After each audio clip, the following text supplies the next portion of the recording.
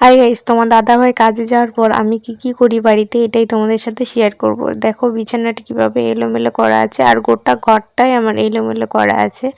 তো চলো এটাকে আমরা প্রথমে গুছিয়ে নেওয়া যাক। তো প্রথমে আমি মশারিটাকে তুলে নিলাম, নেওয়ার পর হালকা রোদ বেরিয়েছে। এখন তো ঠান্ডার সময়, তো সকালবেলা হালকা রোদ্রুটা আর আবহাওয়াটা দেখতে খুব ভালো লাগে। তোমাদেরকে ছোট্ট জানলা দিয়ে আমি একটু হালকা আবহাওয়াটা দেখে দিচ্ছি। দেখো কি সুন্দর সবুজ আর হালকা রোদ বেরিয়েছে, খুব ভালো লাগছে দেখতে। তো প্রথমে আমি বিছানাটা গুছিয়ে নিলাম, তারপর অনেকগুলো জামা কাপড় আমার ভাঁজ করা বাকি ছিল, তো সেগুলোকেই ভাঁজ করে নিব।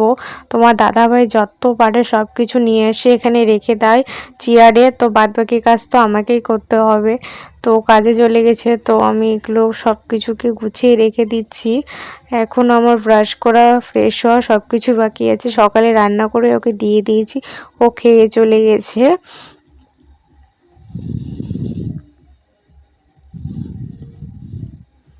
বাড়িতে তো যাওয়ার পরে অনেক কাজই পড়ে থাকে, সেইগুলি আমি করছিলাম।